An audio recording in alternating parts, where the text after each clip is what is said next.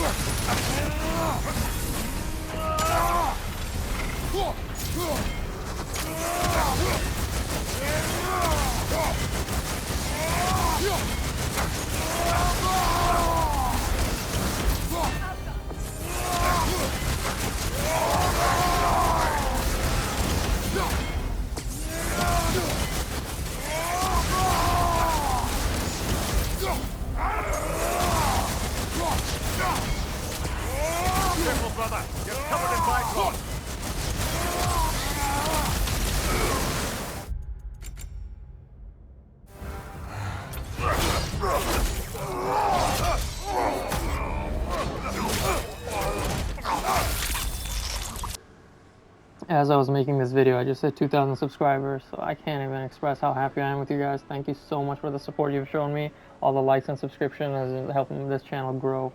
Again, anytime I stream, feel free to tune in and just say hi. I love speaking to you guys, and hopefully I'll see you there. Thanks again. This entire build relies heavily on you knowing how to use both of these attacks and being an expert on them. If you don't feel like you're comfortable with these attacks yet, or you have no idea how I'm doing these, I will have a link in the pinned comment. It'll be titled Tutorial. Click on the link, it'll take you to a video called How to Kill Gna in 2 Seconds Tutorial. There'll be a timestamp on that video that says Scorched Earth Tutorial. Watch that and you'll learn everything you need to know. In God of War Ragnarok New Game Plus, anytime you kill a Berserker, they're going to drop one of these amulets. When you collect all 9 amulets, not only do you get all these cool stats, but every time you activate your rage, you're going to get Realm Shift. The rage we're going to be using is Fury, because it lets us take full advantage of the Realm Shift, because we can spam it over and over again by activating rage and then canceling out. If you look at my settings, I have swipe up on the touchpad as a rage activation. Feel free to change it to that or use whatever works for you. For me personally, this helps me a lot. Okay, here's a demonstration of how the rage activation and deactivation works. First, you have to activate your rage. I use swipe up, but then you have to wait for Kratos to finish his scream and then swipe up again for him to deactivate it. If you do it too early, it's not going to work. If you do it too late, you're going to be wasting your Realm Shift. So make sure you get the timing correctly. Here's a demonstration. There, and you should get about 3.5 seconds of Realm Shift. So pay attention to the left side of the screen. The 9 Realms buff you see on the left there is not actually doing anything. The only time that works is if you have Permafrost or Immolation or Maelstrom activated. In this build, we're not going to be activating that. Also, another tip is make sure you activate your Rage near the enemy, because whenever you activate Rage, it's going to stun them. So it's going to prevent them from doing any attacks or running away. Now that we covered the Rage, let's talk about the Relic. We're using Hilt of Whole Food for the Realm Shift. And I know it says 124-second cooldown, but with this build, we're going to be getting it much faster. The first reason why our cooldown is going to be so fast is because of our high cooldown stat, but the second reason is because of our high luck stat. Using the Berserker gauntlets, we're going to get Soulless Assault anytime we do an attack. There's a chance we're going to get cooldown of the Relic. The third way we're going to speed up our cooldown is with the Luminous Recovery handles. Anytime we do a Flame Whiplash, we have a moderate luck chance to grant a Blessing of cooldown.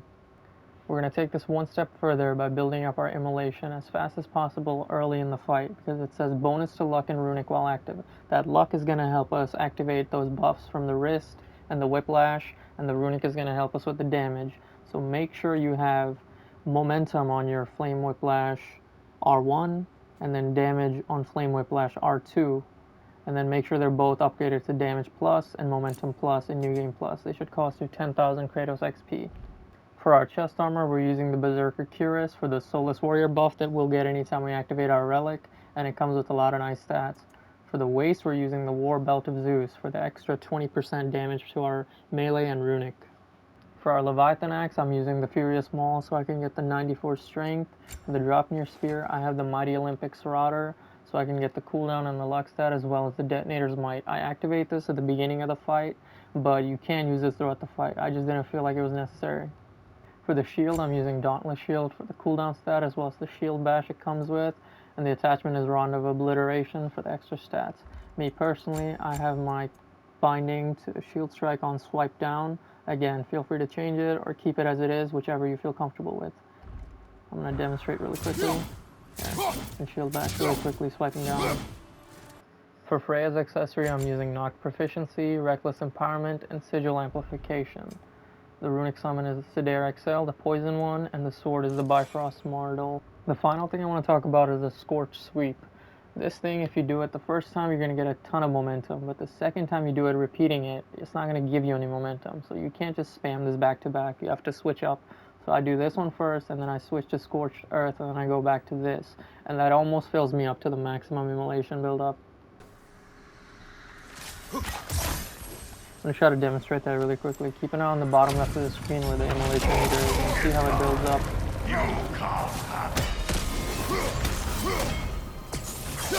See a lot, and then I get nothing. And I get again. So the second time it doesn't do very much. Again, it didn't do anything there.